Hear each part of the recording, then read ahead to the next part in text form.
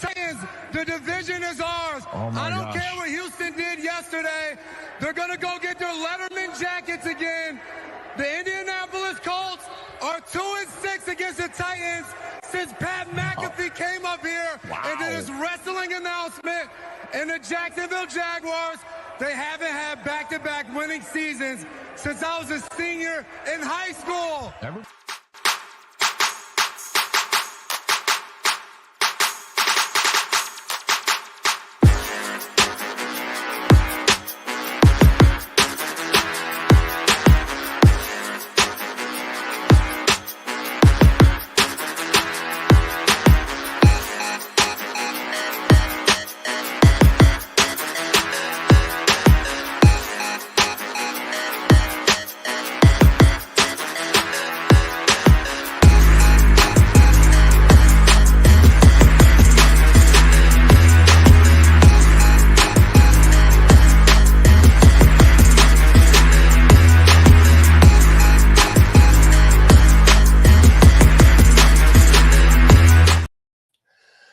What's up, Titans fans, and welcome to another episode of Titans Global Podcast.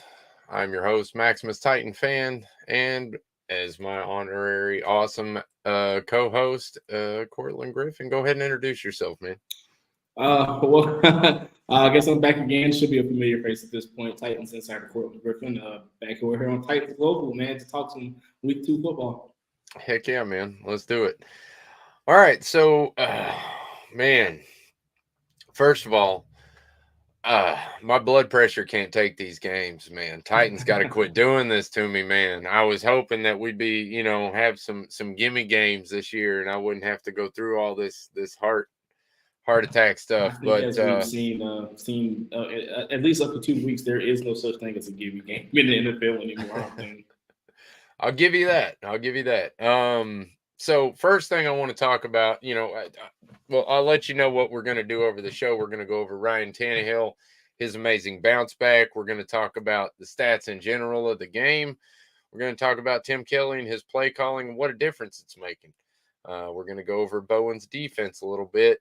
And then we're going to talk about Nick Folk and what a difference he's making for us. And then, of course, we're going to do our fan segment.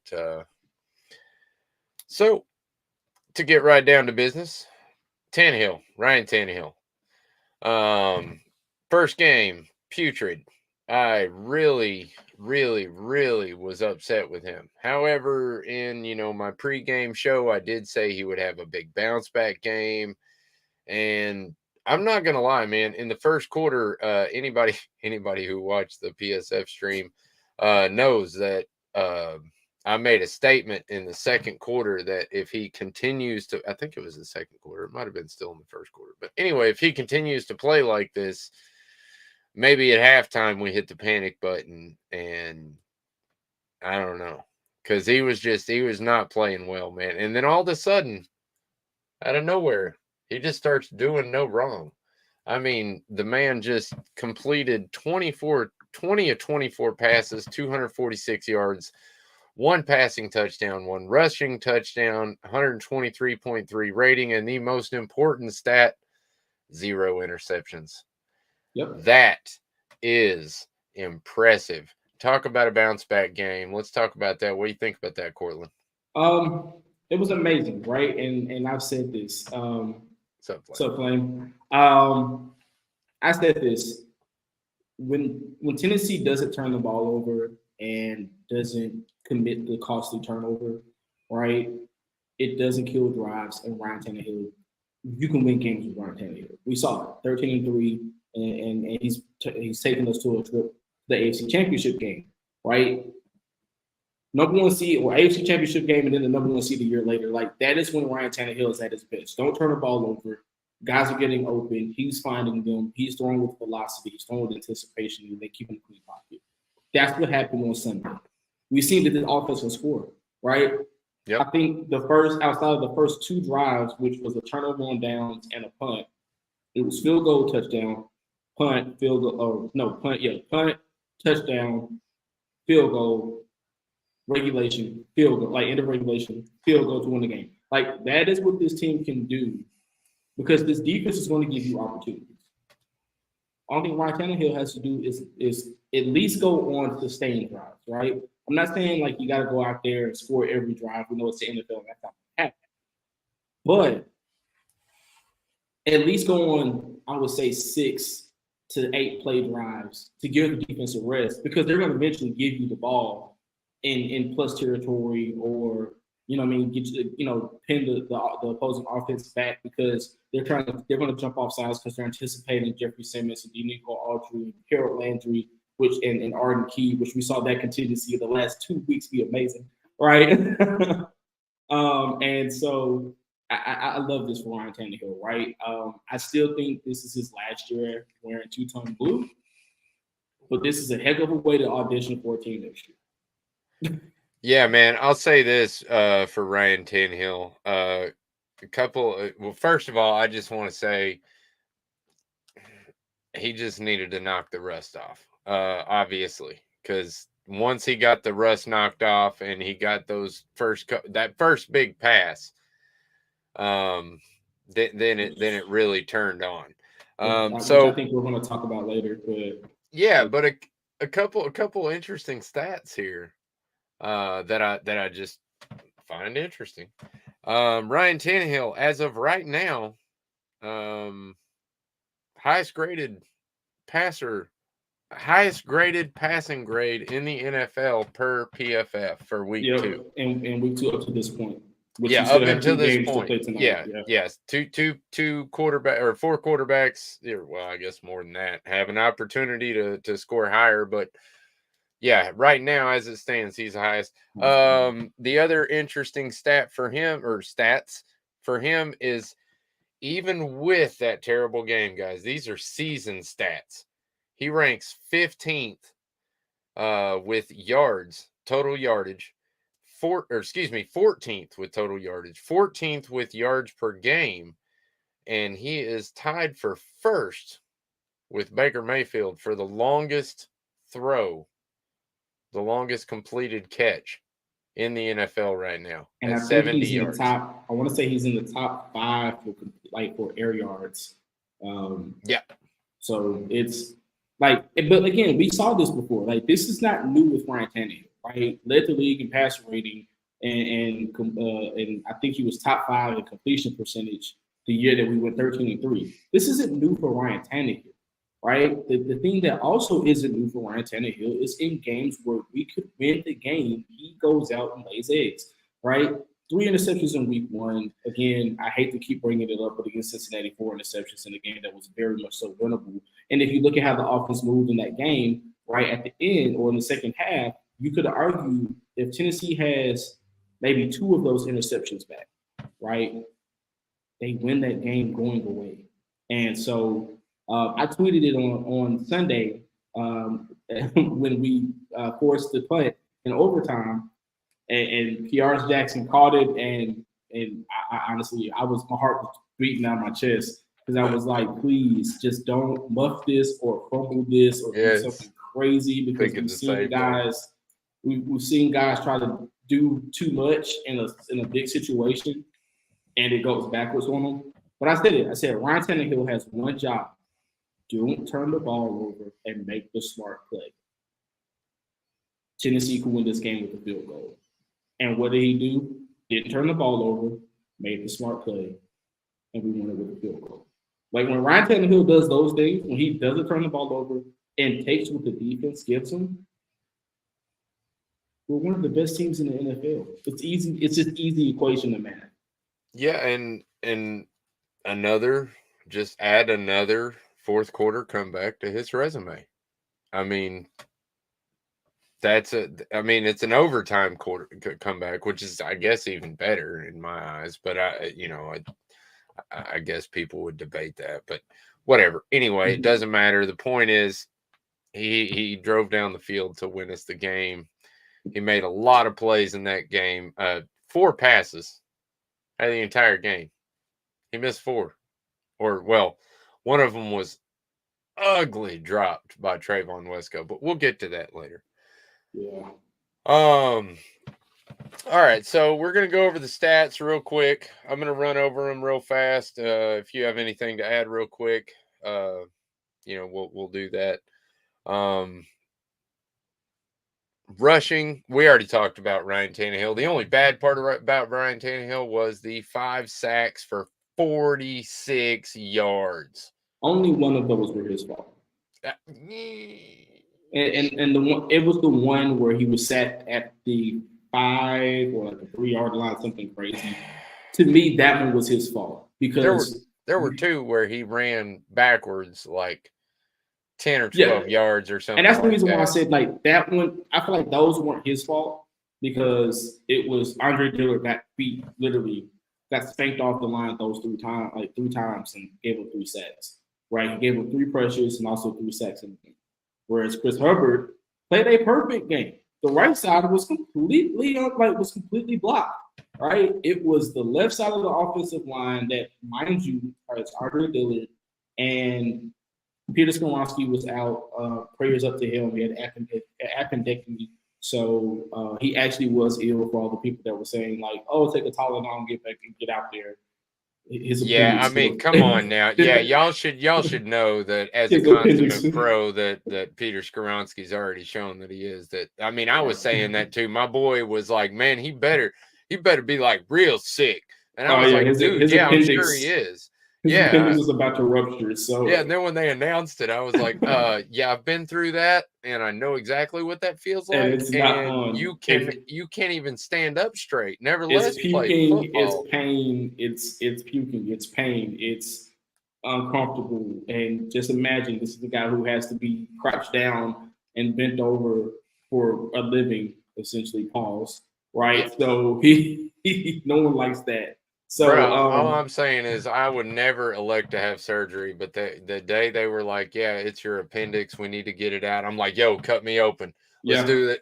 Good thing is it's a quick recovery thing. It's an outpatient surgery. So he should be, if not ready for Cleveland, he should be ready for the week after. But just prayers up to that guy. But my whole point in saying that is those 2 sacks that you're talking about, I just feel like Ryan had to run, right? He had to kind of try to do something.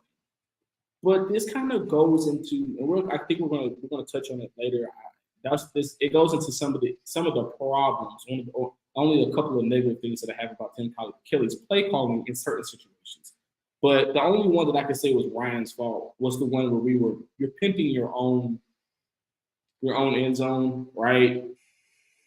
Dude, just break the pocket, break the tackle box, throw it away. Like you don't take that sack there. Luckily we have the ultimate leg, right, in Ryan Stonehouse, where he can flip the field from the 5-yard line to the opposing 25, right? But if we didn't have that, and because we've been spoiled, we've had Brett Kern, and then we've had Stonehouse. Like then we got Stonehouse. Right. I remember when we were trotting out former FedEx workers as punters, right? And so, so I say we're spoiled with number 6 and now number 4. But just as a he's too smart and too much of a veteran to have taken that sack in that situation. Yeah, that's kind of my point. You know, you're a veteran. You've been playing this game a long time. I even teach my quarterback kids, you don't run backwards. Once you see the guy coming at you, you pick away, left or right. I don't care. Just pick away. Go that way enough and then throw the ball out if you ain't got nobody open. Or just run. I don't care. But you don't run backwards. That's the one thing that you can't do. And he did. Don't give up yards and don't give up ground. You can't do that. Stab him. Although I will say, in his defense, in the early quarters, or I believe the first 2 drives, or maybe it might have been the first 3 drives. I don't know. X and J was in there. Xavier Johnson Newman, I believe is his name. Man, what a awful performance. I hope that's not indicative of what he normally looks like, but he's probably going to be cut. I was going to say Radens came in. Thank goodness Dylan Radens came in and saved the day. He looked amazing. out there to me. I mean, I see the PFF grade, and I don't, I mean, I kind of agree with it, but I don't agree with it at the same time because he put on a show for me. Well, the PFF grade was big. PF, and this is the reason why I tell people PFF is more of a validator than it is a indicator. And I'll explain that. Ryan Tannehill, 20 for 24, 246 yards. Literally, I think his completion percentage, if you do the math on that, is somewhere like 89%, something crazy, gaudy like that, right? And then 10.2 yards on average, right? Was sacked 5 times for 46 yards, had a touchdown, right? His PFF grade is a validator. It validates everything you saw in the box score, right? Because we've seen guys with great box scores, right? Great numbers in the box score, and then you look at the game and you're like, it came in garbage time. Where was the effect? Ryan Tannehill was effective. Now, a guy who had a low box, and this is what I mean by it's not an indicator. A guy who I feel like had a great game and had another guy who had a bounce back game was Harold Landry. He had one tackle. He had 3 total tackles, one solo tackle, 2 assisted, 1 tackle for a loss and a sack. Right? That guy played a hell of a game, and they gave him one of the lowest Pro Football Focus scores on the team, right? And I think he ranked in like the bottom 15 for pass rushes. Now, if I'm so glad that we have a guy who's an analytics guy, Bob Brinker, right? We have an analytics department now. Shout out to the Titans for doing that, right? Because we have to catch up with the times. But at the same time, look at what you have on the field. I'm glad we have a head coach who's like, hey, I don't give a damn about, excuse my language, I don't give a damn about Pro Football Focus analytics grade. If that guy is out there playing his ass off, right, and he goes and gets me a quarterback sack on a crucial drive that we need that quarterback sack, then we're going to keep him out there. It's an indicator. It's not an indicator. It's a validator. Some of these scores get kind of wonky because of how they grade these guys. Definitely with offensive linemen, it's kind of weird. And you can look at a guy like Chris Hubbard, who I do feel like played a hell of a game, right? But then the week prior, they gave him a horrible score. And I still feel like that week he played a hell of a game. I think he only gave up 1 pressure. Yeah, the way I look at it is, PFFs are statistics. Right.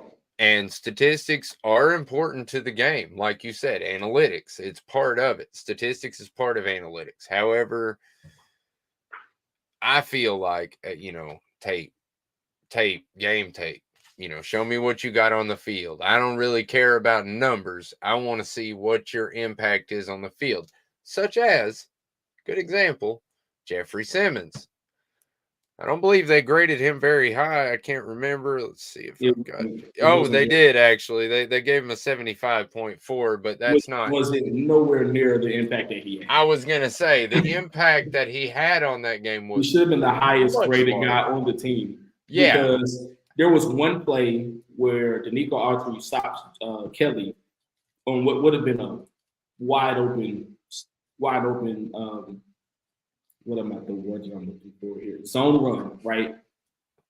Gerald Everett is what they call a screen, right? So he's going to come across the formation, right? He's going to take out the defensive end, right? Then that's going to be blocked up. So they're going to open up this wide hole in the middle of your defensive line and to get the running back on the second level. Right. Well, here's what Gerald Everett and the Chargers didn't think about, right? And Kellen Moore didn't think about. There's number 98 lined up on one side, on the other side, and he literally puts his man into Gerald Everett's lap, disrupts his motion, right?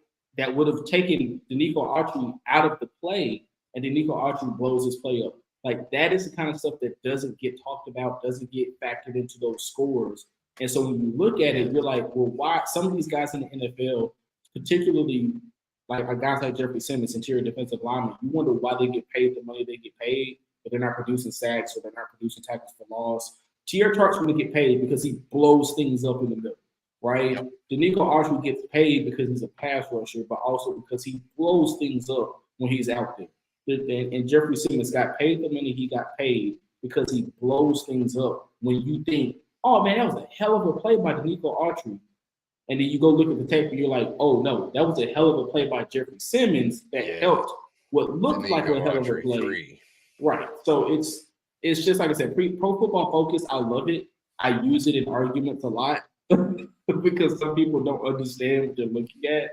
But to me, in my own, like when I look at statistics, it's more of a validator than it is an indicator.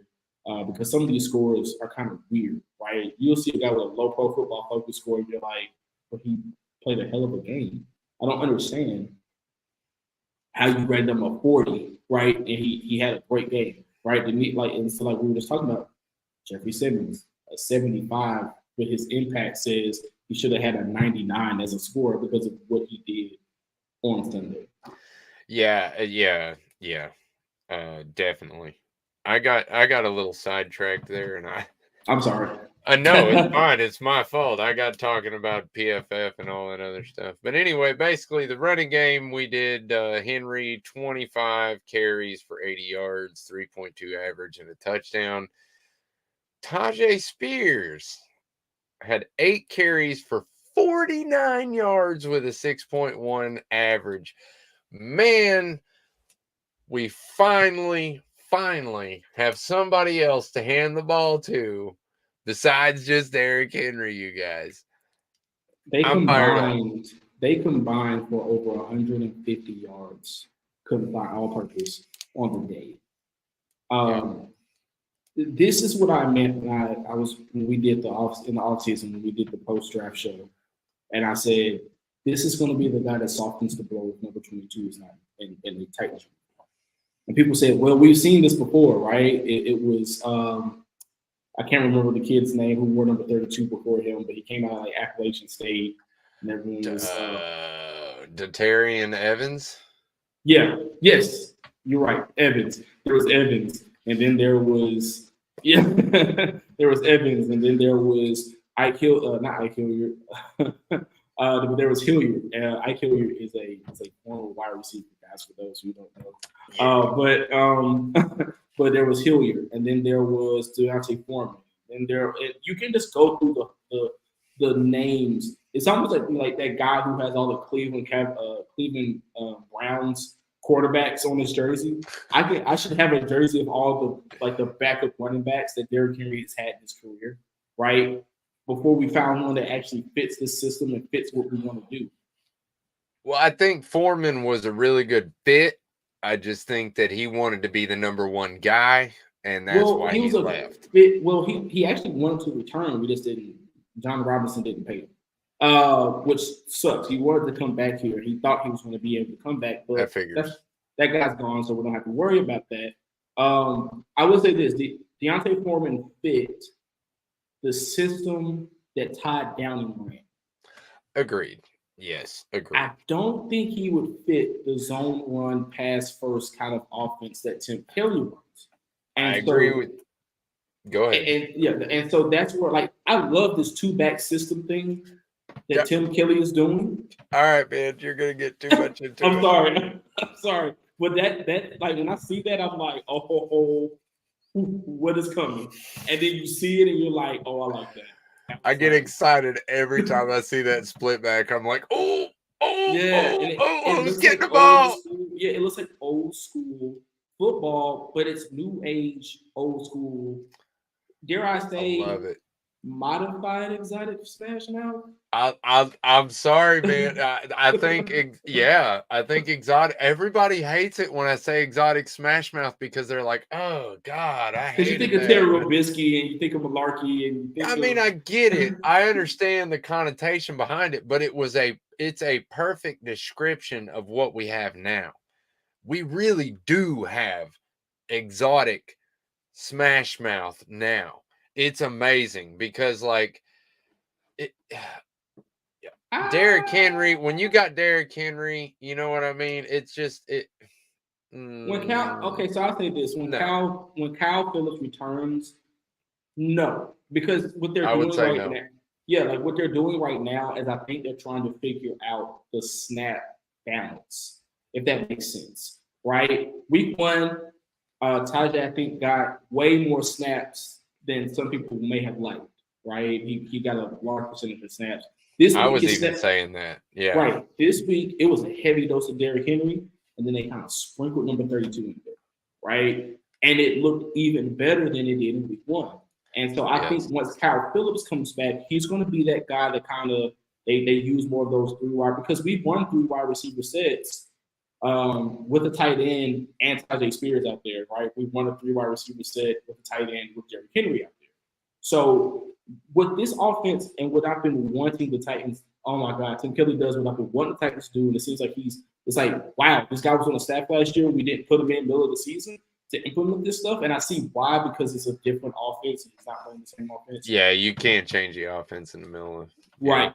But it was like, it's like, wow, I've been saying get Derrick Henry out in space, but do it to where the defense doesn't know whether he's running or passing. Yeah, right? And we're we're doing that play action screen pass. Right. Yeah.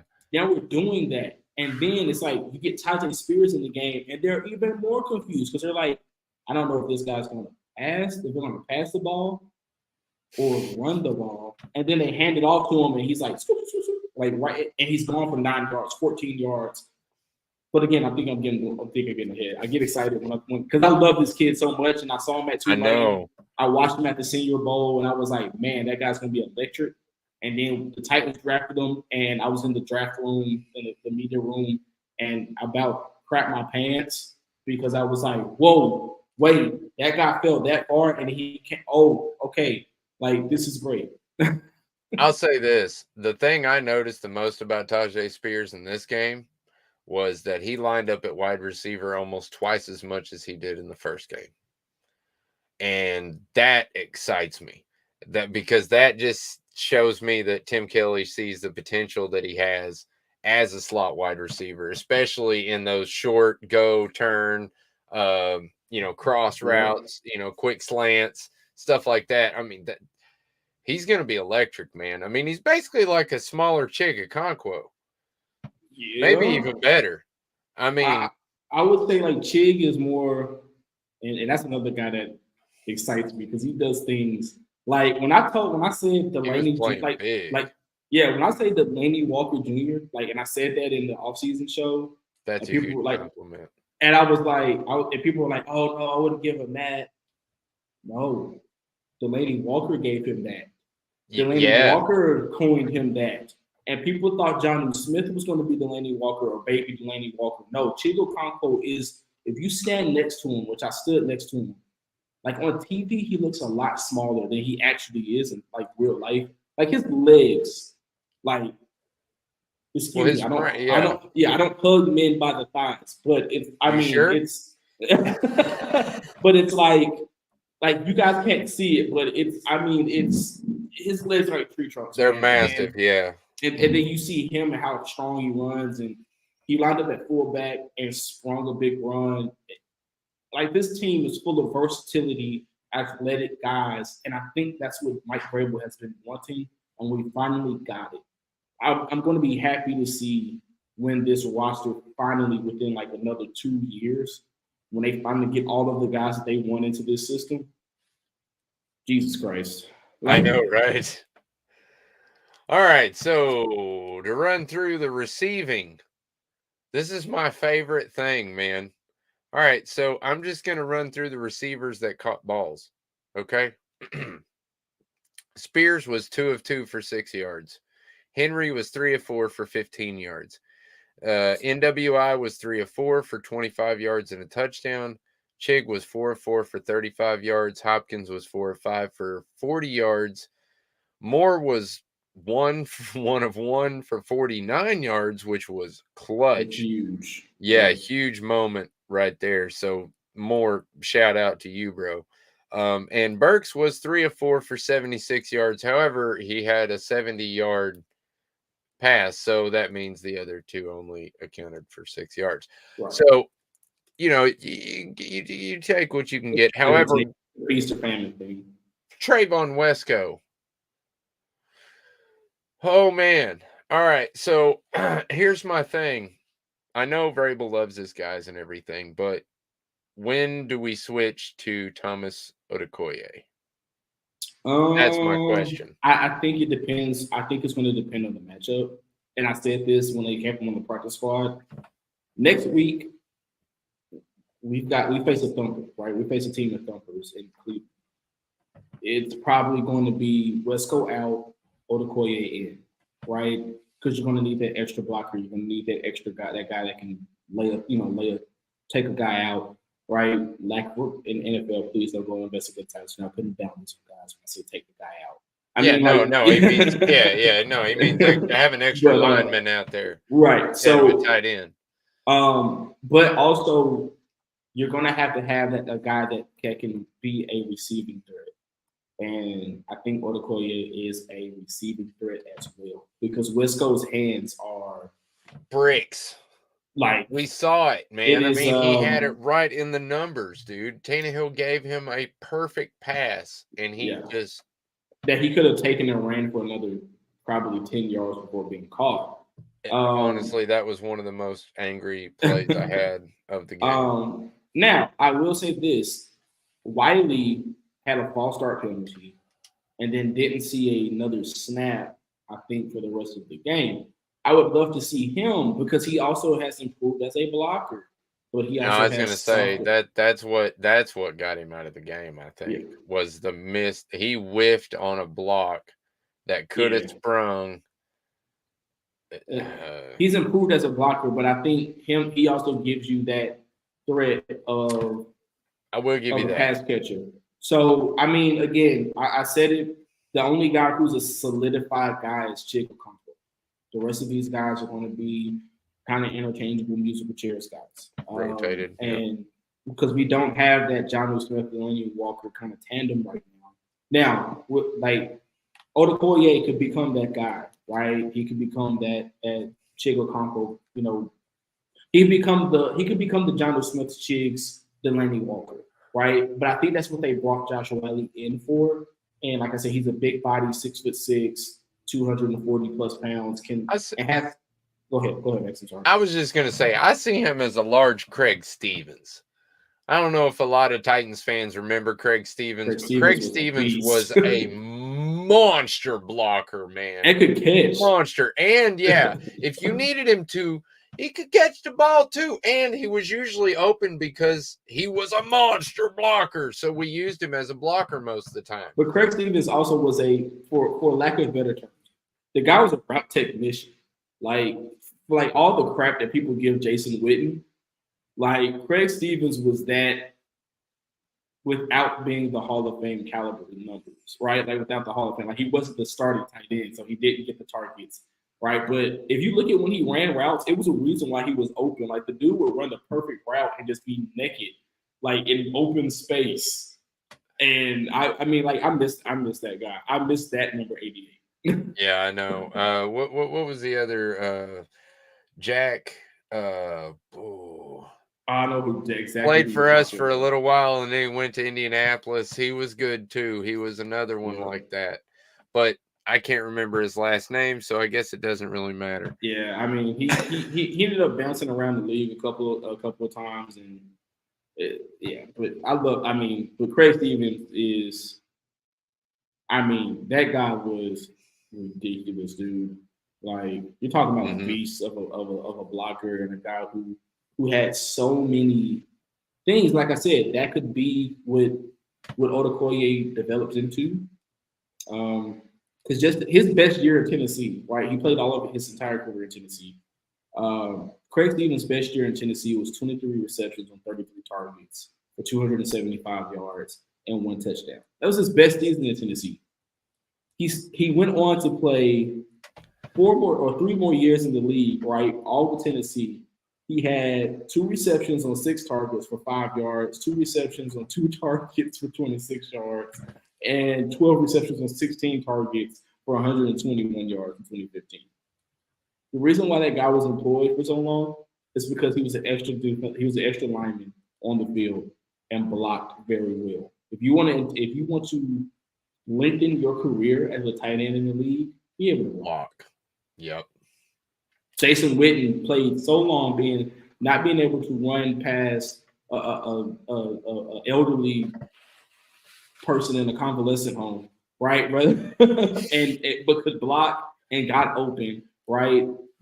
Rob Gronkowski, when his athleticism was leaving him, right? He was able to block. Like these are the guys that you want to model your career after. And so, yeah, man, I like Craig Stevens. I just wanted to bring that guy up because that's what I think Josh Wiley or Okoye or both of them could turn into. The more the merrier. Yeah, man. I'm just ready to see Okoye take over Wesco, man. To be honest, I'm done with Wesco. To be honest, Who was the guy done. that we let go of like last year?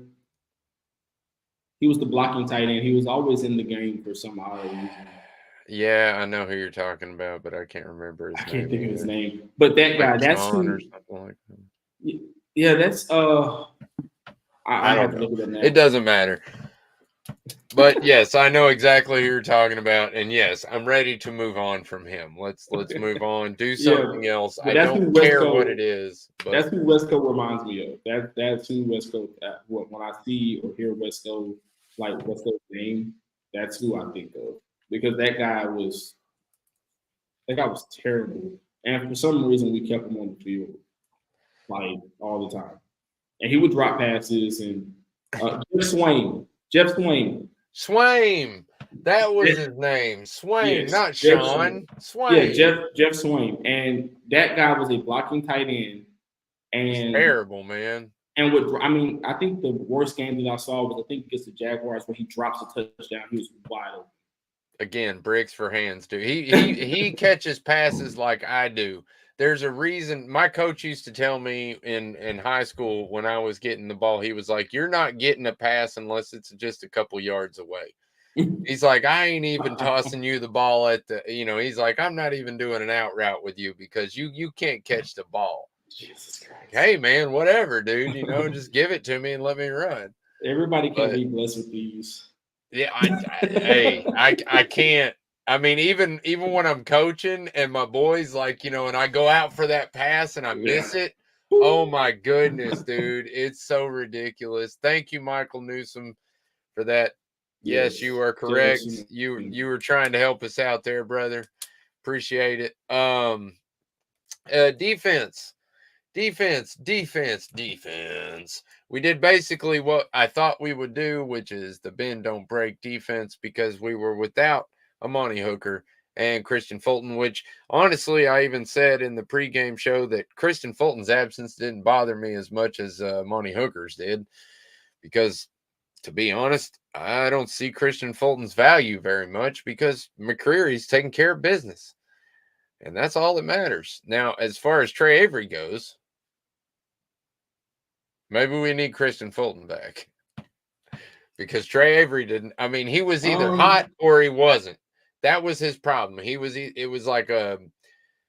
literally like a you're hot or you're not type deal, man. I mean, he would I saw him a couple times shoot in and be aggressive and win and get the, tackle for loss. There was a couple times I saw him get not burnt, but just beat, and there was a couple times I think there was one in the end zone where he got his hand up on the guy, got him good, did a good pass break up there. But other than that, that's really all I saw.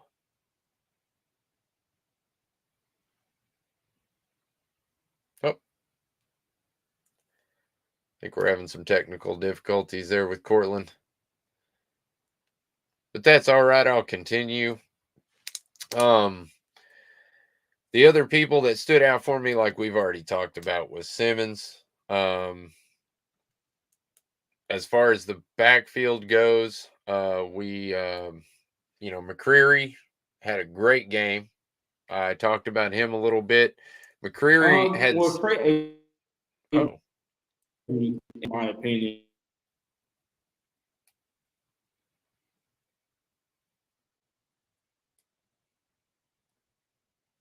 Nope. All right. So, like I was saying, Roger McCreary, an amazing stat on him is out of the 305 yards that Justin Hubert threw, Roger McCreary only allowed one catch on 3 targets for 14 yards. That's pretty impressive. He also added 4 tackles, and I have him listed as a sack. That can't be right. I think that means pass defense. I think I have that in the wrong slot. But I have him for a tackle for a loss and a pass defense as well. So good on you, Roger McCreary, for playing an amazing game.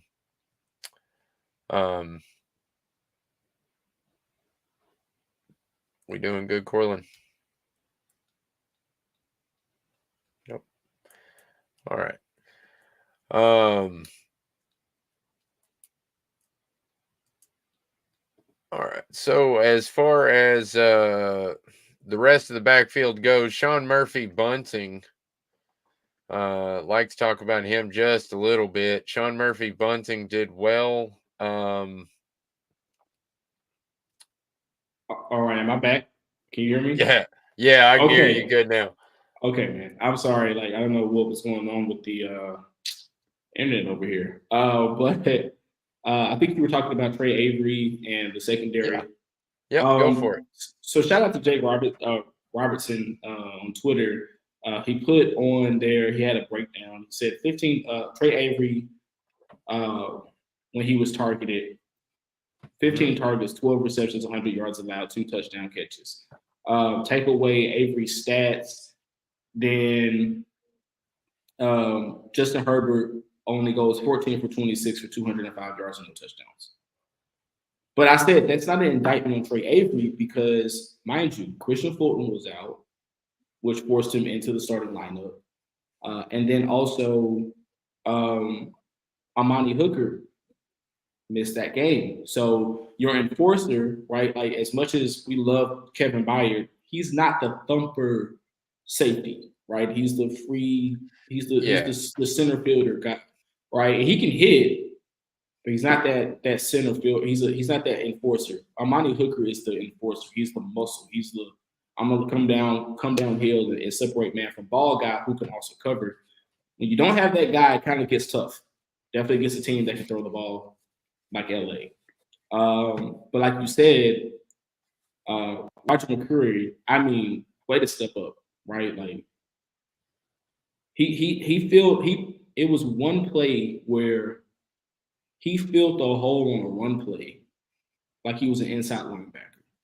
I was gonna say, yeah, he can hit. That's the thing. He's such a small cornerback, and he plays so tall in the cornerback position. It's amazing. But then when you see him do something like you're talking about, like stick his nose in there, just like a linebacker would, hit the hole, and take the running back down for a tackle for loss, it just makes you appreciate that. And it wasn't even like the normal, like when you see a DB come down, and they kind of slip through like a crack and they get the guy by the knees. Like, no, like it was a gap. He stood in the hole, like braced, like you see like you teach linebackers to do, right? Get in the holes and you brace, which is like you put your arm on your defensive lineman or in the hole, right? And you kind of hold your positioning and force the running back to kind of choose either to run into you or run into the scrum. And he tackled the guy like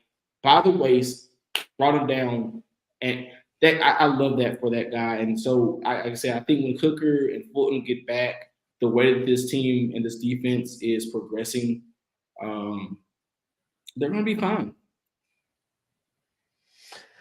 I agree, man. I think they're going to do just fine. As far as special teams goes, pretty lackluster day for special teams. I mean, not much to talk about anyway. Nick Folk still perfect, which is awesome. Great. Thank you. I mean, totally worth the 7th round pick. Anytime with special teams, anytime there's nothing to talk about, nothing negative to talk about, you had a great day. Yeah. Like no missed field goals. Yeah. No missed field goals, no missed extra points, no muffed punts, no dropped punts, right? No muffed kickoffs, right? I think that's good for this team.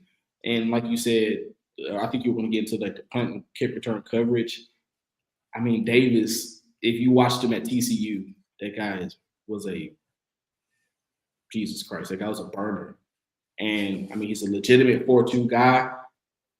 he's the guy that you hate to chase, right?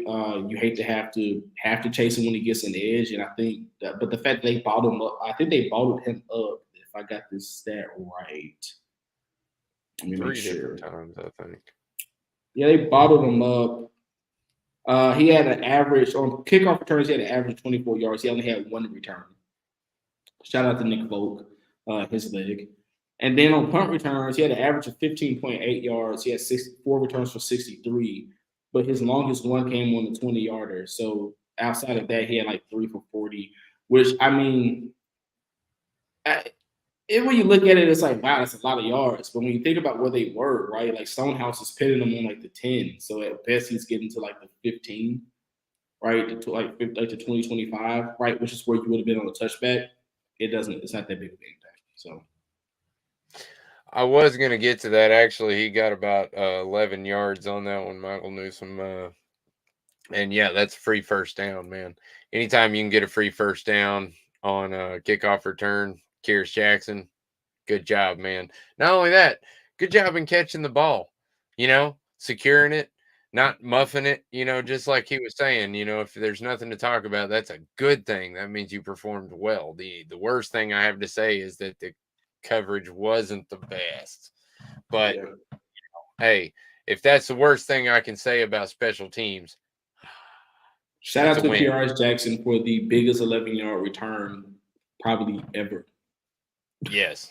Yeah, that was huge at the time. Yeah, because if you don't have those 11 yards, I mean, then we're not in kickoff, and if the drive goes exactly the way that it did, then we're in a third down situation where we're trying to make first down. But, I mean, breaking that, we can break that. I mean, we can break that sequence down, I guess, later on in the show. But that sequence was amazing when you kind of break it down as a whole. Like that game-winning drive, it's like, okay, yeah, that 11 yards. 11 yards doesn't seem like a lot, but that 11 yards meant a lot. Yeah, for sure. Tim, that brings us to my next subject, Tim Kelly's play calling. Tim Kelly is making a huge difference on our team this year. If you guys aren't paying attention, a lot of people are giving him flack, which I don't really understand. The 2 plays I really want to talk about, there's 2 plays special that I want to talk about. And it's the first one you've already mentioned. And I was trying to be like, I don't talk about that. But no, it's fine. It's totally fine because I want to talk about it too. That's the problem, is the split back. Love it, man. I mean, we saw Derrick Henry get the ball on a running play. We saw Tajay Spears get the ball on a running play. We saw Derrick Henry get a play action pass screen out of that look. We saw straight up pass. I can't remember who he went to out of that look. And we saw the Ryan Tannehill touchdown. It was Nick Westbrook-Akina on that first down catch that he had that was like a beam from Ryan Tannehill for like a 14-yard first down out of that split back look. I mean, it's an amazing formation because it's so confusing. Well, and the other one is the offset eye. Or the heavy back, as whatever you want to call it, but the one with Chig as the halfback position, again, like you said, gives an array of weapons that you can just, I mean, it's a pick your poison type deal, and if you set it up right, we've already seen, like in the first game where those passes were wasted, but we've already seen that he can scheme up plays that basically just get you wide open. I mean, he's doing a great job. I don't know. Hey, can we talk about that? Shout out to Ryan Tannehill again for not missing the shots that you take. Thank God. He was 0 for 6. He was 0 for 6 for 2 interceptions on passes of 20 yards or more. He was 2 of 3, 66.6% for 109 yards on Sunday. That's a polar difference, polar opposites. Bro was lighting it up on the play action, man. And I hate to say it, Tim Kelly, but, in the first game, we kind of got away from that play action pass a little bit. We went to a straight pass. looks like we still might need to rely on that play action pass a little bit more. I don't mind the straight pass, but it's got to be a little quicker, or schemed up right. And But that was going to be my negative that I talked about earlier. Was the plays where he's just like, hey, straight drop back or in the shotgun.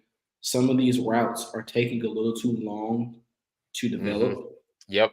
And so Ryan is having to kind of hold the ball. Now, some of these it's Ryan Tannehill just not trusting his eyes. But on some of them, I've noticed it's kind of a little bit more intricate routes. And they're taking a while to kind of develop. And there's kind of some concepts in there that are new to Tennessee. So, and some of these wide receivers. So I think on Sunday, he kind of made it, hey, keep it simple, stupid. Right? 7 route, Exactly. flag route, crossers, post, corner route. Let's go out there. Let's cook these guys, and then we can, as the season goes on, we will, we'll add the more intricate stuff. But right now, keep it simple. Yeah, absolutely, man. That's totally it. I'm just giving a huge shout out to Tim Kelly, man. I've been giving him a shout out. I gave him a shout out the first week, to be honest. I didn't understand the hate the first week. Everybody was like, oh, play Henry more. And I'm like, isn't that what you were complaining about Todd Downing doing? I mean, that's what I was complaining about Todd Downing doing. But I understand where the hate was coming from, because I saw that they were using Tajay Spears maybe a little bit too much, or pushing that envelope a little bit too much. But that wasn't the play calling. I think that was more of the game plan. I was going to say it was more of the game dictating what you can and can't do, or at that moment you should or should not do on statistical.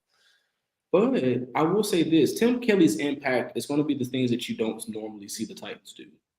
And I kind of figured that this year, like, oh, you're going to see some things here, and no one's going to talk about it because it's so like it's kind of the way he does it is so like subtle.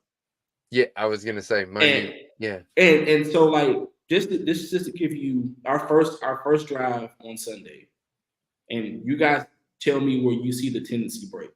Ryan Tannehill's short pass on first down. The next first down, Derrick Henry off the right guard for 4 yards. The next first down, Tajay Spears off the right end for 4 yards. And then we punted. We turn over on downs. The next drive on first down, Tajay Spears off the right end, left guard for 5 yards. And then we punted. And then the next drive, which is our first drive in the second quarter, Tennessee, Derrick Henry off the right guard for 1 yard. Then they punted. The next first down, which is our second drive, which is the touchdown drive, Ryan Tannehill deep pass to Treylon Burks for 70. Right now, there were, I think I counted 6 or 7 first downs in just those first 3 or 4 drives. 4 of them were passes on first down. Mm-hmm. Tennessee routinely has been run pass, run pass, run pass. 3 yards in the cloud of dust, 2 yards, 1 yard.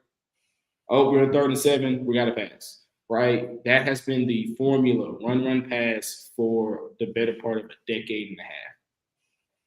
Tim Kelly's bringing in and saying, hey, we're going to pass to set up the run, and then we're going to run to set the pass. And then we're going to come out, we're going to pass it 3 times in a row. And then when you think, oh man, this is the same formation we just saw, they're going to throw the ball. I'm going to run Tajay Spears on your throat. Or I'm going to give Derrick Henry a halfback power off the left side between Peter Skoronski and Aaron Brewer. And we're going to pound you for 3 downs. Right? Like, this is the kind of confusion that we've been asking for. I just don't understand the fan base saying, man, this guy's a sucky play caller.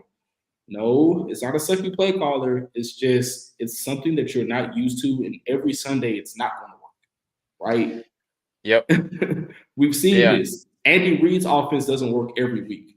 And if you look at what you saw at New Orleans, you saw a lot of different looks from the game from New Orleans to the Chargers, which again, to me, just makes me so happy, because you see adjustment, like actual adjustments Actual offensive adjustments. Yeah. Wait a minute. This didn't work. So let me try to do this instead. Instead of just doing the same stupid stuff over and over. Can I give a testament? Can I give another testament? I know this is sounding like a Ryan Tannehill love fest right now. But shout out to Ryan Tannehill for not for breaking one of his worst tendencies, which is staring down his favorite receiver, right? It was A.J. Brown at one point. It was DeAndre Hopkins in week 1. And DeAndre Hopkins, believe it or not, did not get the most targets on the team this week. So DeAndre Hopkins, no, he did. I'm sorry. He did. Yeah, he had 5. He had 5. But Treylon Burks, 4 targets. These are the next 3 guys. Treylon Burks, 4 targets. Chig Okonkwo, 4 targets. Derrick Henry, 4 targets. Nick Westbrook Keenan, 3 targets. Tyjae Spears, 2 targets. Like, he spread the ball out. And here's the crazy part. DeAndre Hopkins, three of his 4 catches came within the 3rd and 4th quarters. And one of them, which was the biggest one in my opinion, was a 14-yard catch for a first down that put us in position to kick the field goal, right? That was, I think, his best catch of the day. And so I think that's how you used DeAndre Hopkins. You use him like other teams use their star wide receiver. He's the attention grabber. You let him grab attention. We know he can get open in one-on-one coverage, but you scheme his one-on-one coverage open because eventually what they're going to do is they're going to shift guys to his side. Why? Because they don't believe that Treylon Burks is a good wide receiver. I can tell you the league doesn't trust him. Right? That has nothing to do with us as a fan base. What we know that he is, or what the coaching staff knows that he is, teams do not respect Treylon Burks because he's a second-year guy who hasn't shown you anything. That might change after this week because he cooked that guy. He cooked that guy for 70 yards. Yeah, but DeAndre Hopkins is still going to get the majority. Derrick Henry is still going to get the majority. If you look at Sunday and you look at that play where they got the 70-yarder, right? Derrick Henry had Derwin James. Literally, they had basically a running back spy on Derrick Henry all game. Wherever Derrick Henry went, there was Derwin James. Number 3 was right there, right? And it also this also shows you the effect of how Tim Kelly knows that Derrick Henry is a magnet as well. On the touchdown where Ryan Tannehill runs it in on a classic college option play, right? He fakes the pitch to Derrick Henry, and where does Derwin James go? Right to number 22. Like, this is where Tim Kelly is like, hey, I know I got a quarterback that has legs. I know I got a quarterback that knows how to read a defense that he can throw. Right? Let's scheme these guys open. Only thing you need Ryan Tannehill to do is hit at least hit at least 50% of them, and you win games. He hit 66%, and you saw a totally different offense than you saw in week 1. Like, Tim Kelly's impact on this team, you're looking at props. I'm not going to say top 5 offense. I don't think we're going to have like the number 1 offense, right? But somebody also said something, and I'll let you have it, Max, after this. I'm sorry, I know I talk a lot. You're good. But he's a red zone maestro. Mind you, when Arthur Smith was here, we had the number 1 red zone offense 3 or 4 years in a row. Just to give you some numbers that you can use, right? Some news you can use here. Red zone efficiency. We were 3 for 4 in the red zone, which is 75%. Goal to goal efficiency, we were 2 for 2. 100%. One of the best offenses with one of the best quarterbacks in the NFL that we played on Sunday across from us. And with those goal to goes, those 2, one was a pass, one was a run. Right. And then, so the offense that we played against, right, which is one of the best offenses, put up 30-plus points in week 1. Their red zone efficiency, 2 for 5, and they were 0 for 1 in goal-to-goal situations. This just goes to show you that Tim Kelly is like, hey, if you get me down to the 20, I got you. You get me down to the 20, I can scheme up a touchdown. But get me down to the 20. Yep. That was Arthur Smith 101. Get us down to the 20, and it's either going to be Derrick Henry for a heavy dose, 5-yard chunking you up, right? And then a pass over the top or a fade over the back shoulder to A.J. Brown or Corey Davis, whatever big target we have, right? And then goal, we almost always score. And you saw that on week 2. Like, this is a hell of a bounce back for the Titans offense because the defense came to play for a second week in a row. We just needed the offense to match, and finally we got that. Yeah, I agree. And I agree with Michael Newsom here. You know, this is my whole point here is trying to bring fans' attention to Tim Kelly and how good he is for our team. And you need to kind of back off. I mean, basically. And then the 49-yarder from the new number 11, Chris Moore, man. I mean, that 49-yarder came out of nowhere because when he let it go, I was like, where is he throwing this ball into who? And then the fact that Chris Moore came down with it, I mean. With the defender's arm in there. Yeah. I mean, he caught the ball and the defender's arm at the same time. He was like, I'm taking your arm too, bro. And so, little known guy, he's in Detroit now cooking it up. Khalif, like, that reminded me of Khalif Raymond when we had Khalif Raymond. Like, where Khalif Raymond would just be wide open and, like, had 2 yards of separation on the guy and would just come down with it. And somehow he always ended up hitting the ground and bouncing 2 more yards, right? That was what Chris Moore did on Sunday. And it was like, okay, yeah, if this is what I'm going to see every Sunday, if I'm going to get guys schemed open for 30-plus yard bombs, sign me up. That's what I'm saying, man. And just as he runs to pass, you know, to set up the pass and then pass to set up the run, however you want to say it, he also does the same thing, I think, I think we'll see later in the season the same thing with Hopkins and Burks. You know, as soon as you see some heat on Burks, we'll just go to Hopkins. As soon as you see some heat on Hopkins, we'll just go to Burks. You know, or we also got Chig, or we also got Spears, or you know, I mean. And don't sleep on us going because we did restructure Harold Landry's contract, so they opened up like $8 million in cap. So the Titans have positioned themselves for that weird mid-season acquisition where a team let go of some team's going to probably let go of some perennial all-pro guy. Some, like, it's going to be one of those weird, like, you know, waiver wire things. And then, like, the Titans are now in position to say, hey, we can go get that guy. Like, and here's the crazy thing, right? Max, you keep your ear to the streets. You know this and you heard it. During the draft season, everyone was like, they didn't draft a wide receiver. What are we doing? They didn't draft a wide receiver. And Mike Vrabel and Rand Carthon got out there and said, we're keeping our eyes on the market. And I told people then, there's the free agent market. There's the undrafted free agent market. There's still some veterans out there that are floating around. Don't be alarmed. 2 weeks later, DeAndre Hopkins is a free agent. Do you not think that Rand Carthon and Mike Vrabel and Bob Brinker, if you think they don't have their ears to the street, if you don't think they know what the trends are and who's going to be let go and what the rumblings are, believe me, they're well ahead of the curve. Yeah. They didn't make that move just for the hell of it. Like, believe me, they didn't restructure Harold Landry's contract and push more money to the back end and backload that contract just to say, because we I was gonna say we just got $8 million just to hang on to it for no apparent reason at all. It's not like we can take it into the next season or something, you know. Well, you can. It'll roll over. But the whole point is you don't open up just $8 million to say, hey, we have a prospective $125 million. We're gonna go into the offseason with a prospective $133 million. Like, no, it's, hey, we got $8 million. Let's see what happens with Kareem Hunt. Let's see what happens with the Jarvis Landry or Kenny Galladay. One of these guys that could help us if we see, like, hey, we Kenny Phillips or Kyle Phillips. I'm sorry.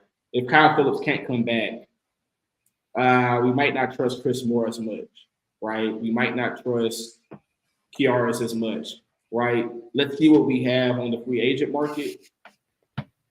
Vrabel doesn't have a good poker face. We saw his reaction to Brown trade, his frustration on the sideline. Vrabel's face isn't red. I'm not worried either. Right. He was all smiles. So I was gonna say, yeah, he's cool. So like I'll say this: if Kyle Phillips can't come back healthy, I wouldn't be surprised if they go and grab another wide receiver. That $8.5 million is wide receiver money. Well, it's insurance money is Yeah. what it is. You know, they're used to being the most injured team in the NFL, and I think that's what it is. They're like waiting to see who gets Right. But injured. Max, here's the crazy thing: the Rams did it. They weren't hurt for any position, right? The Rams went out and got Odell Beckham Jr. And what did they do? We'll just go to the Super Bowl in a minute, right? Who else? The Chiefs somehow always find money in their back pocket or in their purse or in the bottom of the couch, like somewhere, right? All right, and they sign guys. The Titans are now. I'm so happy that we have a front office that's not just focused on free agency and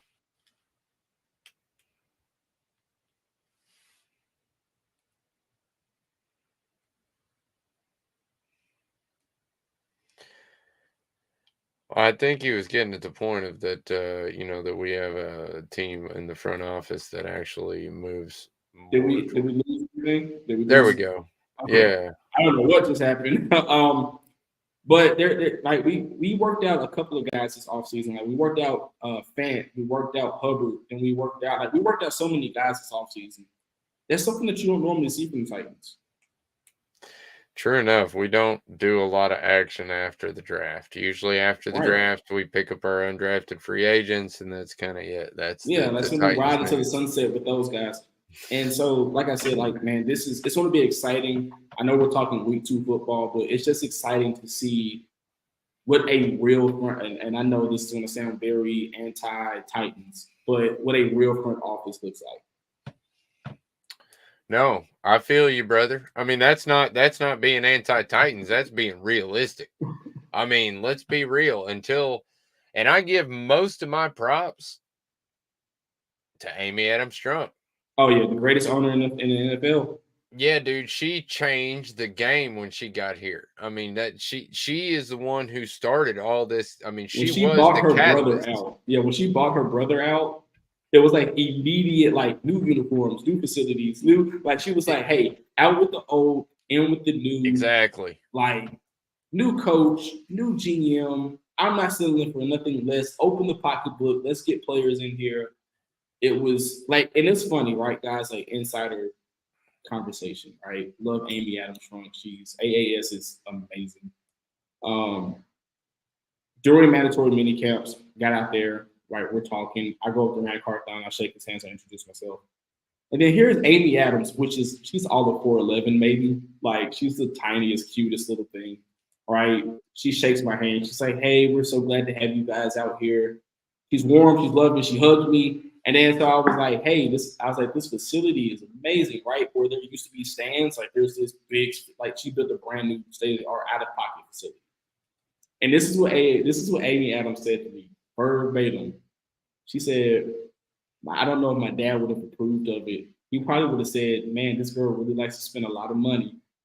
That was her exact words, guys. Like, but she's okay with out-of-pocketing whatever it takes. She's all in for winning. Like she's not, RIP to Bud, right? We wouldn't have the Titans if it wasn't for him. Probably wouldn't have the NFL as we know it if it wasn't for Bud Adams. But when Amy took over, I had never seen fans so excited to see a locker room remodel. Because if you see that locker room, Jesus Christ, like it's amazing. Yeah, it looked like a high school locker room before. It did. It was metal lockers. It was gross. Terrible. It smelled like a high school locker room too. But you know, like shout out to Bud, RIP to him. But when Bud Adams was the general, like was the guy, like the overseer for the team and the owner of the team, primary owner of the team. Mind you, we let Albert Haynesworth, Javon Curtis, Blaine Bishop, Keith Bullock, Eddie George, Steve McNair, like we let all of these guys go that we were building Super Bowl, like we won the Super Bowl's AFC Championship games. Then her brother takes over and he hires who? Rustin Webster. What does Rustin Webster do? Nothing. Like, and so when Amy said finally, I think she finally sat back and said, you know what? This is not what Dad would want. this is not what I want to see. Like, I grew up around this team. I like, she's the reason why the Houston Oilers throwbacks came back. She had been gunning for it for the last 3 years. She finally got it. She was gunning for a new stadium. She's finally got it. She's gunning for a Super Bowl. That's the only thing she's waiting on. I think she's going to get it. I was gonna say, man, yeah, she as far as I can tell, she is she's a baller. I don't know what else to call her, man. Love her. Greatest owner in the NFL. In my opinion, yeah, she is the best, yeah. She's, I mean, what you were going to say, she is that. But then, like, relationships in the locker room mean a lot, right? We see so many times, we see owners and ownership kind of just be, oh man. Yeah, I saw that. Nick Chubb's out, y'all. Tough to see, man. That's tough to see. It hurts my fantasy too. Yeah, prayers to players that, like, there's, because Shaq Thompson also was carted off the field in the Panthers Saints game. So prayers to those guys and speedy recoveries to those guys.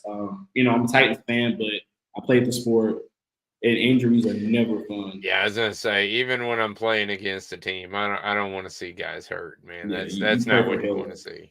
Yeah. But what I was gonna say is that we see so many times ownership be kind of aloof and away from the team. They're there, but they're not there. Amy is at practice. She's at training camp. She's at the draft. She's in the war room. She's at the facility. She's in the locker room after games, whether they're away or home games. She's slapping 5 with Jeffrey Simmons. And he just got done tumbling around with other grown, sweaty men for 60 minutes. And she's like I said, she's all of maybe. I give her 5 feet. Sorry. I give her 5 feet, maybe. Sorry. Oh my God. I give her maybe 5 feet, but 4'11", and like Jeffrey Simmons is all of like 6'4", 6'5". So she's like head full of armpit, right? After he's been, like I said, like going hard for 60 minutes. And she's right there around his waist, hugging. Like, this is the dedication that you have as a owner. Like, you have dedication from the front office, you have dedication from this coaching staff, you have dedication from ownership. Patience. I said this, 2, 4, 5 episodes ago, Bats? Patience is key. If this team goes 9-7, 9-8, I should say, like, don't view that as a loss. Take it. Hey, what do we have? Let's go back to the drawing board. What do we have to add to this team? Right? If this team goes 13-3, take it as a grain of salt. What do we have to add to this team? Good teams want to be great. Great teams want to be legendary.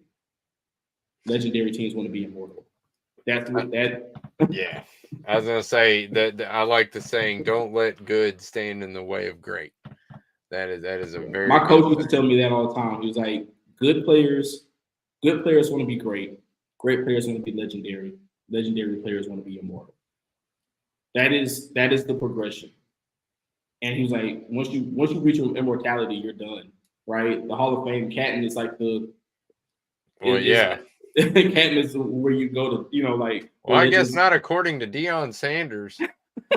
he's like, I'm gonna be immortal and then go further. Right. I mean, yeah. But that's Deion Sanders. He's like, you can argue. One can argue the greatest football player ever, but. It's a different conversation for a different. I was gonna say he could be one of the greatest athletes ever. Yeah. I mean, wasn't he a triathlete back in the day? He was. Yeah, he was. He was baseball, track, and football, and then professional level. He was football and baseball. Only player in pro sports history to have a World Series and a Super Bowl in the same calendar year. Tidbit of knowledge for you. So, but.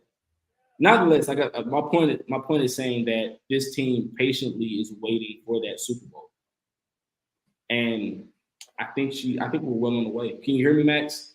No, yeah, you're good. Yeah, you're good. But yeah, this team is patiently waiting on it. But like I said, we've been good for so long.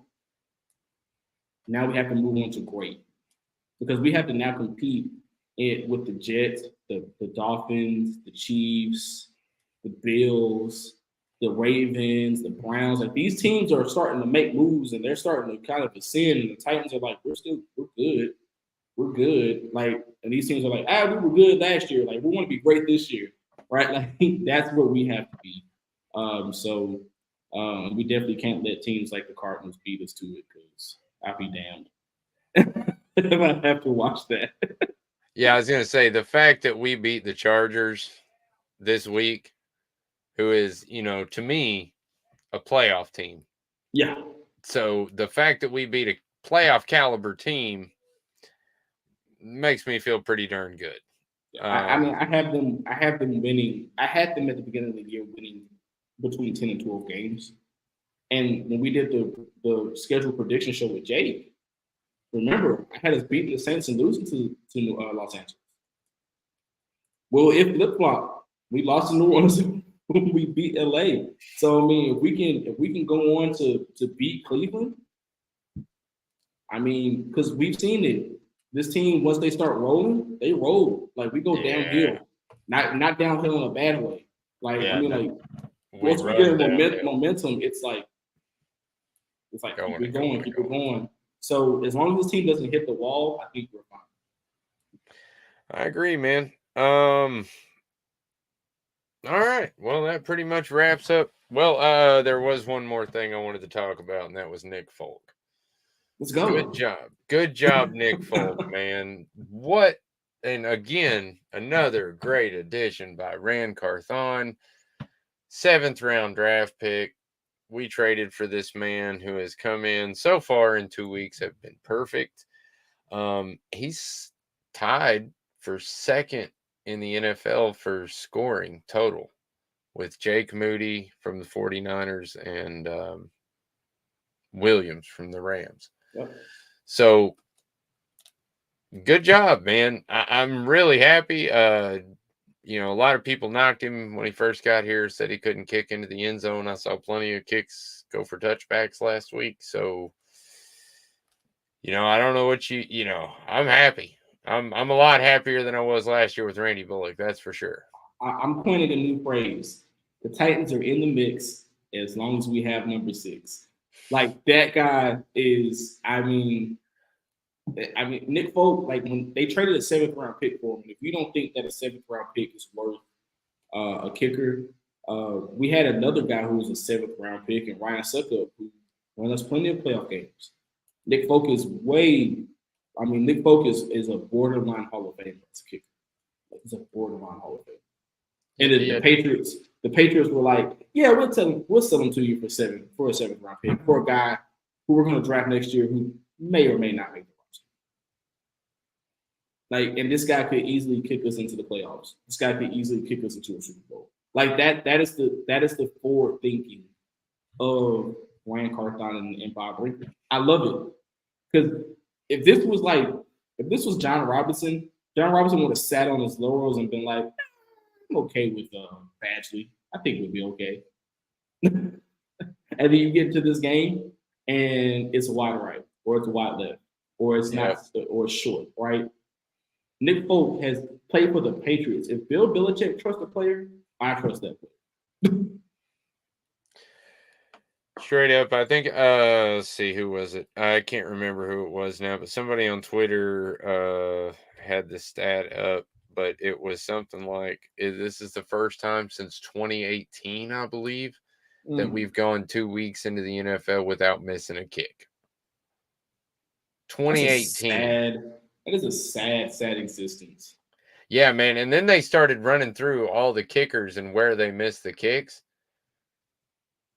My God, since Ryan Suckup, man, it has been just dismal. I mean, who was it? Bullock was missing him from like 33 yards out, like chip shots. Dude, Bullock was terrible. He missed extra points. Yeah, Badgley was missing him in the preseason from like chip shots. So when I look at this team, I said that I was like, the Titans are a kicker and an elite quarterback short. We got a kicker, and Ryan Tannehill played like an elite quarterback in the center. If we could just get him to play elite, if Ryan Tannehill gives me 10 games and then 3 more games in the playoffs, I'm A-okay. I agree. I know it's a tall task, but I'm okay with 10 more games of elite play and 3 games in the playoffs. It's all we really need, man. I mean, and this is, I think he understands too that this is his last real shot. Oh my God. What happened? I'm sorry. I just saw my brother sent me the Nick Chubb injury. Oh man, that makes me not want to watch it now.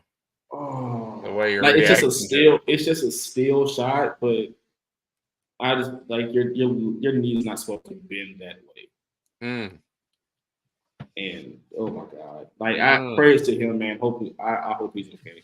I was gonna say, yeah, hopefully he's all right, man. Jeez. All right, so anything else you want to talk about?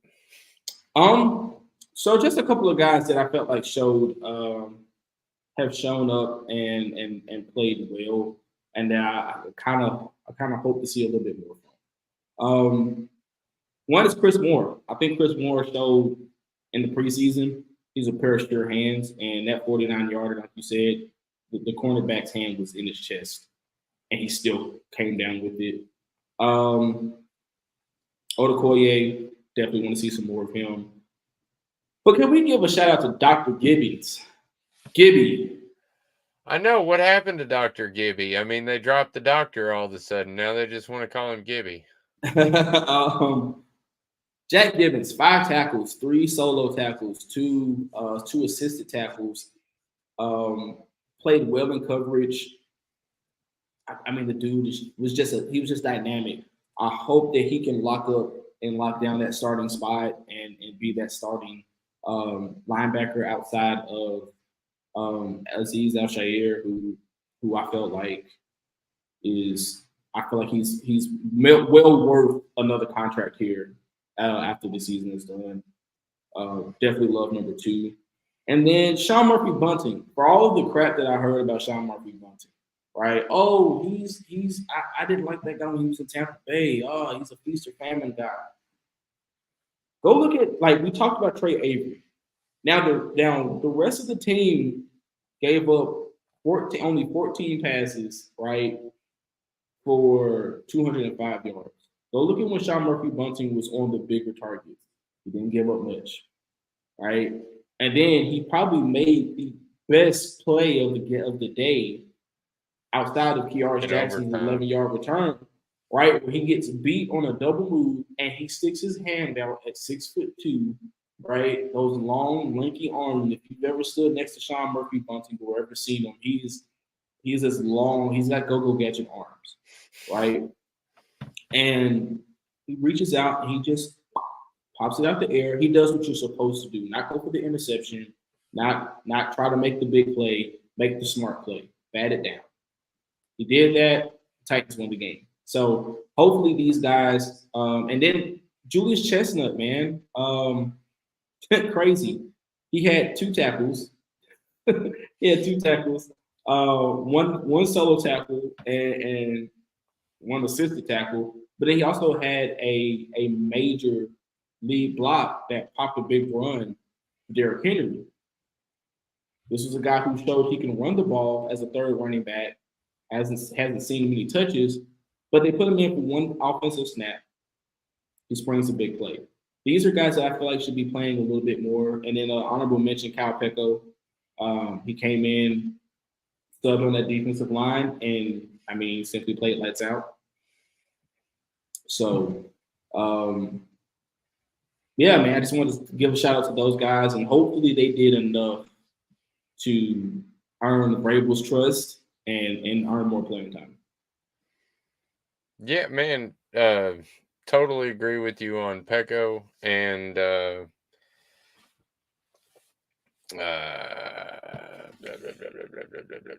Sean Murphy-Bunting on that. Yeah, a lot of people gave him a lot of crap this year, and after the first game, where he got a little flat-footed. He got caught a little flat-footed, but this game, the one play I think that most people are saying he got burned on was actually not his fault. It was a part of the defensive scheme. So, there's that too. But yeah, I mean, like I said, I think Chris Harris. I noticed this too. Like when he was in Washington, they had these same kind of hiccups his first couple of years there, right? Like the secondary seemed like they would get lost in the sauce, like kind of confused on who's passing off what.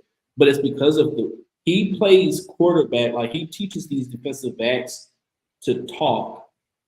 They have verbiage like on that back end, like separate from the linebacker, separate from the defensive line, separate from the defensive coordinator's call. They have verbiage that they use to kind of communicate. And I think once they get that down, you have one of the smartest guys in the NFL, one of the highest IQ players in the NFL, like Kevin Byard. And when I asked him in the offseason, what has Coach Harris brought to this? He said, hey, you pick up little tidbits here and there. We've all picked up new things. We picked up on the energy. That kind of shows me that Kevin Byard knows what's going on, and he's going to be part of that process to get these guys in the right positions. Because there was a couple plays like the Keenan Allen touchdown where Trey Avery and Elijah Molden both bite on the swing pass or the swing route, and right up the seam, easy little touch pass, pitch and catch to Keenan Allen for a touchdown. Those kind of plays are not going to happen every week. That's not going to happen in week 6, week 7, week 8, week 9, right? If it is, then we have an issue, right? We have a problem. But I will say this is also just buying in. I know this is way early this week too in the NFL, but I don't care. I do draft coverage. And so I look at guys, and I kind of look at guys who are my favorites to land with certain teams. And I like Kalen King, the cornerback out of Penn State. He fits what Vrabel and this defense likes to do. Man coverage, can play zone, right? Smart kid, headsy kid. I think Tennessee can be in the running in that mid-20s area to get him. And it would be nice to see him and Christian Fulton, McCreary, and Murphy Bunting, right? Because that would give you these long corners who are athletic and can cover and do multiple things. But yeah, man, like I said, I don't see those things happening as the year goes on. I think this team's going to be perfectly fine. Like I said, I thought this team was a 10 to 11 win team when we got DeAndre Hopkins. I still think we're a 10 to 11 win team.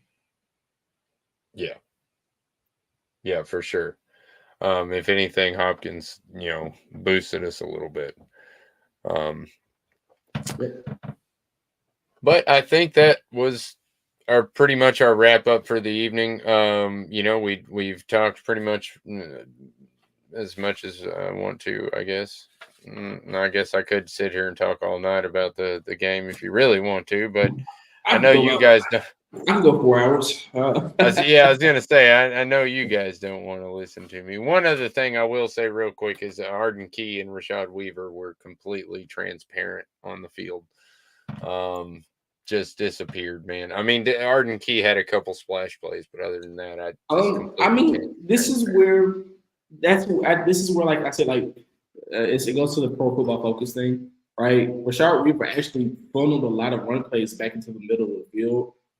And that's shout out to Terrell Weaver, who's the defensive line coach for Tennessee. He teaches these guys that, like, hey, if you can't get to the quarterback, stack up your offensive line, the offensive lineman, and I was going to say, I will admit, I only watched the game once. I did, and I was doing a game cast while I was doing that. Yeah, so like really get to watch. He stacked up a lot, but I'll say this: like, it's not going. This is the kind of defense where every guy who's a star player or impact player or role player, we're deep enough. Every guy doesn't have to have a big game every week. The only guy that I'm expecting that from is number 98 because he's a superstar, right? But even then, like you said, he wasn't even the highest rated defensive player. But look at what he did, right? Like, look what he does on the field. It doesn't get talked about. But I'm not expecting him to have a sack. Like, I think he's already up to 2.5. I think so. Like, I'm not expecting him to have a 16, 17 sack season. It'd be nice. but I'm not expecting them to have that. But this is the deep enough defensive front where Danico Autry's going to get his. Arden Key's going to have games like he had in week 1 where he gets 2-3 sacks, 4 pressures, right? Rashard Weaver's going to make splash plays. We've seen him do it. Harold Landry is going to come along as the season comes along. Yeah, I was going to say he's going to get hotter. Yeah, Tierra Tart, Naquan Jones, Kyle Pecco. Like, you have so many guys along this. Caleb Murphy, who no one's going to talk who no one's talking about. Right, that guy's going to play some. He's going to play at some point during the season. So, Mike said, Landry and Key trying to keep Watson in the pocket on Sunday would be worth paying attention. Would they get too greedy and give him an escape lanes? I don't think so. Like I said, this is a team that's very well disciplined in their gaps, especially when playing mobile quarterbacks. This is not the Titans of old, where mobile quarterbacks were like our Achilles heel, like our kryptonite, where it was like, if you're playing a quarterback that can run, you're going to lose. Right? If you're the Tennessee Titans. Now it's like, hey, you've got Harold Landry, who's fast enough to chase guys out the pocket. You've got Danico Autry. And here's the thing. How do you beat guys who can run? You just simply have the best pass rushing interior defensive lineman in the game, and Danico Autry and Jeffrey Simmons, right? If you get those two guys coming up into Deshaun Watson's face, I don't care where he thinks he's going to go, right? That's where the edge rushers, their jobs become hold the edge, set the edge, and play contain. You're going to get the sacks because those two guys are going to funnel that guy to you. So exactly, yeah, I was going to say that's exactly right, man. You basically you can't block everybody on our defensive line. I mean, that's just the meat and potatoes of it. You know, there's too many guys to block, and that's the beauty of it. I mean, Jeffrey Simmons alone takes up 2 guys, and then he still wins like at least 50% of the time, probably more. But like I said, I could sit here and talk about Titans in this game all night long, but I'm sure you guys don't want to listen to me talk about it all night long. So we will wrap up the show with that. Courtlandt, tell them where they can find you at. If they don't know by now, they should be ashamed of themselves, but go ahead and let them know, brother. You can find me at DC Griffin on X, formerly known as Twitter, or the artist formerly known as Twitter, as Mike Patton would say. You can also find me at that same tag on Instagram. Also, you can find me Thursday nights on my show, the halftime show with Courtlandt Griffin, 7 p.m. Eastern time. No, sorry. Yes, 7 p.m. Central Time, 8 p.m. Eastern. Also, the 3pointconversion.com. You can definitely find my articles there. Every week, there will be a Titans recap and analysis where I go through basically the overview of the game and what happened. And I give an overview of the positive and the negatives and what they should do going into the next week. Week 1 is already up. Week 2 should be out within the following days. So definitely check that out over there. And then other Titans articles. And then you can also find me here on Titans Global almost every week, if not every week. We love it, man. And obviously, you know, if you're watching, I hope so you are. You know where to find me, Maximus Titan fan, pretty much everywhere. Titans Global Podcast is at Facebook, Twitter, or X, whatever you want to call it. I still call it Twitter. I'm sorry. I'm going to call it Twitter forever. I'm like an old man. And then we are also on YouTube, TikTok, all the social medias. It doesn't matter. Like, subscribe, share. Let everybody know where you're at. Thank you for joining us tonight. We appreciate it. You guys, much love. Tighten up. Peace out.